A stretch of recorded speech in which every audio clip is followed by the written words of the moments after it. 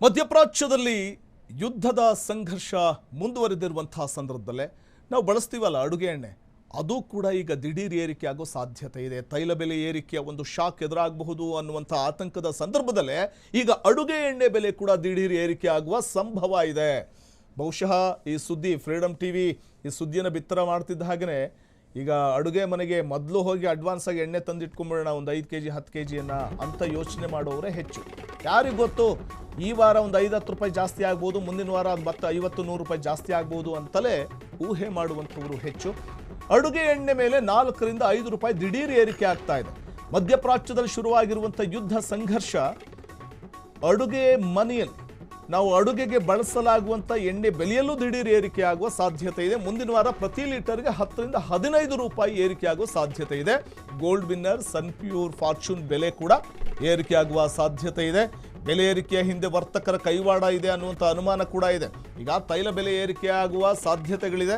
ನಮ್ಮಲ್ಲಂತೂ ಭಾರತದಲ್ಲಿ 45 ದಿನಗಳಿಗೆ ಆಗುವಷ್ಟು ದಾಸ್ತಾನಿದೆ. ತೈಲ ಬೆಲೆ ಆನಂತರದಲ್ಲಿ ಏರಿಕೆ ಆಗಬಹುದು ಅನ್ನುವಂಥ ಆತಂಕ ಇದೆ. ಆದರೆ ಅಡುಗೆ ಎಣ್ಣೆಯಲ್ಲೂ ಕೂಡ ಬೆಲೆ ಏರಿಕೆ ಆಗುತ್ತೆ ಅನ್ನುವಂಥದ್ದು ಉದ್ದೇಶಪೂರ್ವಕ ಬೆಲೆ ಏರಿಕೆಯ ಅಂದರೆ ಬೆಲೆ ಏರಿಸಿ ಕಾಸು ಮಾಡ್ತಾರೆ ಅನ್ನುವಂಥ ಒಂದು ಆರೋಪ ಇದೀಗ ಕೇಳಿ ಬರ್ತಾ ಇದೆ. ಕೃತಕ ಅಭಾವವನ್ನು ಸೃಷ್ಟಿ ಮಾಡಿ ಗ್ರಾಹಕರ ಜೇಬಿಗೆ ಕತ್ತರಿ ಹಾಕೋದಕ್ಕೆ ವರ್ತಕರು ಮುಂದಾಗ್ತಾರೆ ಅನ್ನುವಂಥ ಮಾತಿದೆ.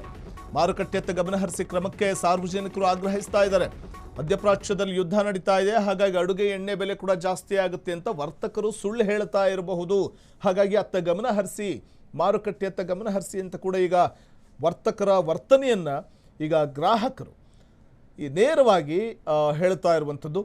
ಸರ್ಕಾರ ಅತ್ತ ಗಮನ ಹರಿಸಬೇಕು ಮಾರುಕಟ್ಟೆ ಅತ್ತ ಅಂತ. ಅಂದರೆ ಸುಖ ಸುಮ್ಮನೆ ಮಧ್ಯಪ್ರಾಚ್ಯದಲ್ಲಿನ ಸಂಘರ್ಷದ ನೆಪ ಹೇಳ್ತಾ ಇದ್ದಾರೆ.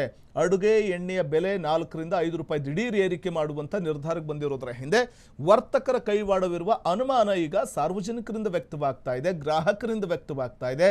ಯುದ್ಧದ ತೀವ್ರತೆ ಕಡಿಮೆ ಆಗದೆ ಹೋದರೆ ಮುಂದಿನ ವಾರ ಮತ್ತೆ ಲೀಟರ್ಗೆ 10ರಿಂದ 15 ರೂಪಾಯಿ ಏರಿಕೆ ಆಗಬಹುದು ಅನ್ನುವಂಥ ಒಂದಷ್ಟು ಸಾಧ್ಯತೆಗಳು ಸಹಜವಾಗಿಯೇ ಗ್ರಾಹಕರಿಗೆ ಮತ್ತಷ್ಟು ಬೆಲೆ ಏರಿಕೆಯ ಬಿಸಿ ತಟ್ಟುವಂತೆ ಮಾಡಬಹುದು.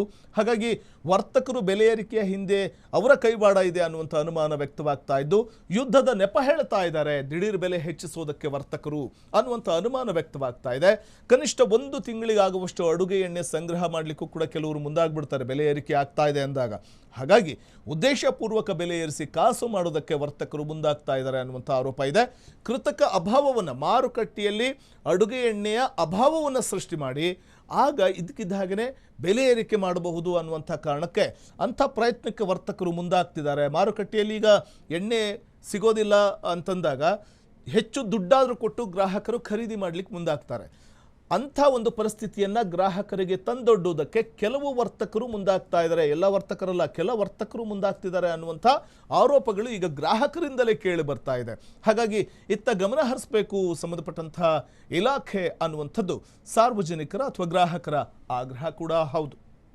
ಕ್ಷಣ ಕ್ಷಣದ ಸುದ್ದಿಗಳಿಗಾಗಿ ಫ್ರೀಡಮ್ ಟಿವಿ ಸಬ್ಸ್ಕ್ರೈಬ್ ಮಾಡಿ, ಲೈಕ್ ಮಾಡಿ ಹಾಗೂ ಫಾಲೋ ಮಾಡಿ. ಹೊಸ ಸುದ್ದಿಗಳ ನೋಟಿಫಿಕೇಶನ್ಗಾಗಿ ಬೆಲ್ ಐಕಾನ್ ಮೇಲೆ ಕ್ಲಿಕ್ ಮಾಡಿ.